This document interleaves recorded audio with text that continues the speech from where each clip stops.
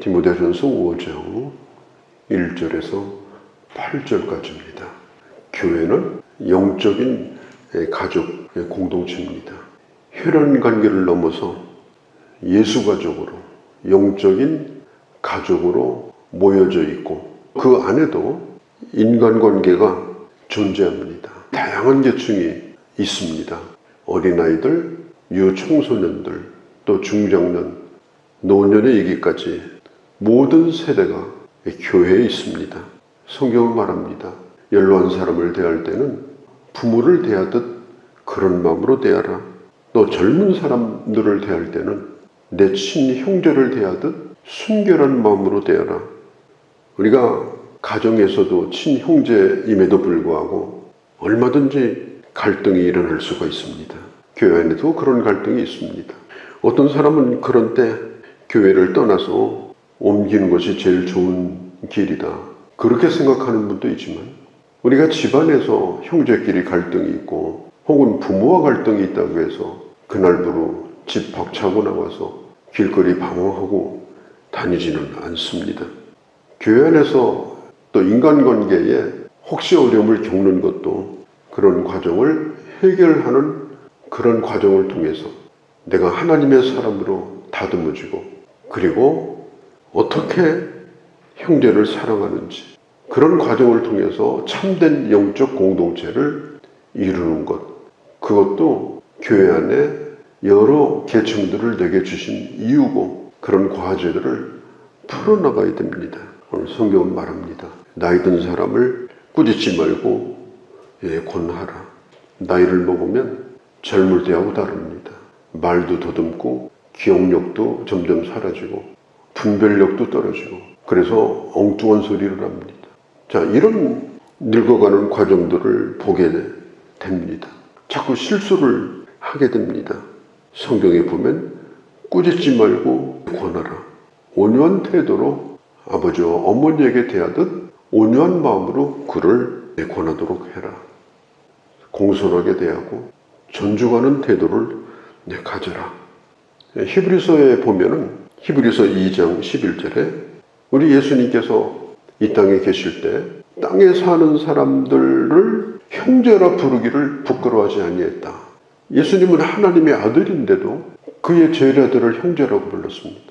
함께하고 있는 그를 따르는 여성들을 향해서 자매라고 불렀습니다. 가족이라고 하는 것은 무슨 직급의 높이, 그런 게 사실 필요가 없습니다. 사실 교회도 무슨 직책이, 무슨 권세가 아닙니다. 가정과 똑같은 것입니다. 야, 네 아버지가 회사에서 누군지 알아? 아버지가 아니고 회장님이야, 그렇게 불러. 그럽니까? 교회에서도 마찬가지입니다. 교회에서 주어진 직책은 그 일을 하는 데 있어서 역할에 대해서 이야기를 하는 거지. 교회에서 직책이 있건 없건, 오늘 교회 나온 사람이건 오래된 사람이건, 나이 든 사람에 대한 존중하는 태도, 그리고 공손한 태도, 이런 것들이 필요하다. 왜? 교회는 영적인 가족이기 때문에 그렇다. 이 형제라는 말이 아델푸스라고 하는 말인데 평등의 의미를 가지고 있습니다. 사실 형제는 평등합니다. 집에 10명의 형제가 있어도 사실은 첫째부터 마지막까지 다 평등해요. 왜 그런가 하면 아버지가 한 분이에요. 똑같이 처음도 아버지라고 부르고 막내도 아버지라고 불러요. 그렇기 때문에 서로 연약함을 돌봐주고 또 세워주고 또 사랑하고, 그렇게 해야 될 이유가 형제이기 때문에 그렇습니다. 잘돼도 잘됐다고 너무 큰 소리로 말하는 것도 조심해야 됩니다. 우리가 형제를 대하는 마음으로 그렇게 대해야 된다 하는 겁니다. 또 오늘 이 본문에 보면 이 과부에 대한 얘기가 나옵니다. 여기 보면 참과부가 있고 가짜 과부가 있습니다. 이 참과부의 조건은 상당히 까다롭습니다. 젊었을 때부터 교회 부름을 받아서 신앙생활을 하다가 혼자 됐습니다. 그리고 혼자 된 후에도 마치 교회 여전도사처럼 변함없이 교회를 섬기고 사랑하고 기도를 본업으로 삼고 성도의 일에 증보기도하는 것을 사명으로 삼고, 그렇게 제단을 지키는 사람들을, 교회에 본이 되는 사람들을 성경은 참과부다 그렇게 말합니다. 그런 사람들을 명단에다가 올립니다. 60세 미만의 젊은 과부들은 사도 바울은 오히려 다시 가정을 꾸려라 이렇게 권했습니다. 그것은 그 사람이 불편하기 때문이 아니고 사도 바울 당시나 지금이나 이 젊은 과부가 오래도록 세상을 사는 것은 그렇게 쉽지 않습니다. 왜냐하면 그만큼 유혹이 많고 힘든 일이 많기 때문에 그렇습니다.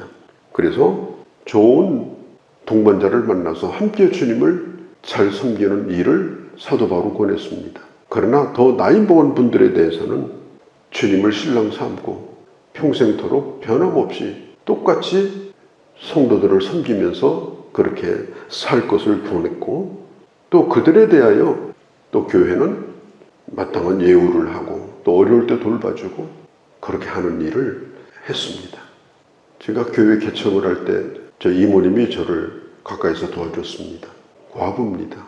아들이 하나 있었는데 중학교 다닐 때 그때는 장흥에서 군산으로 배를 타고 이제 통학하고 이렇게 했는데 불의의 사고로 죽었습니다.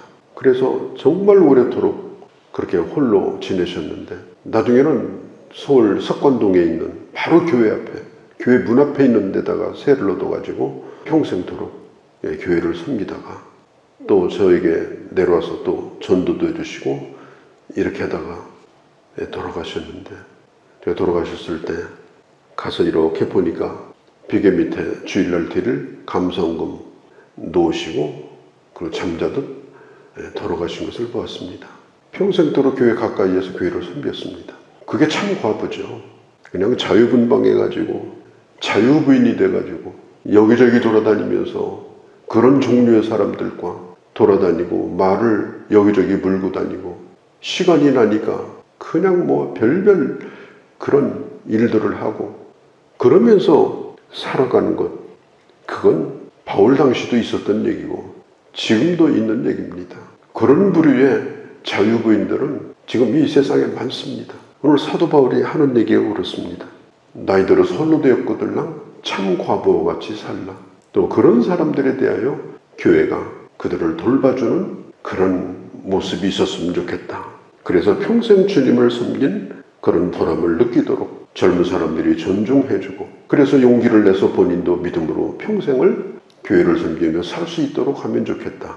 그런 얘기를 오늘 여기 성경에 기록을 하고 있습니다. 일락을 좋아하는 자는 6절에 살아있으나 죽은 거나 마찬가지다. 내가 자유롭게 되니까 이제는 마음껏 한번 살아보자. 그렇게 사는 것은 그것은 죽은 인생을 사는 거다. 이제 인생을 자유롭게 즐기는 것이 아니다. 그걸 바울이 말하고 있습니다. 8절에 누구든지 자기 친족 특히 자기 가족을 돌보지 아니하면 믿음을 배반한 자요 불신자보다 더 악한 자니라. 충격적인 말입니다. 종교를 바꾼 배교 행위보다도 이건 더 나쁜 것이다. 불신자보다 더 악한 것이다.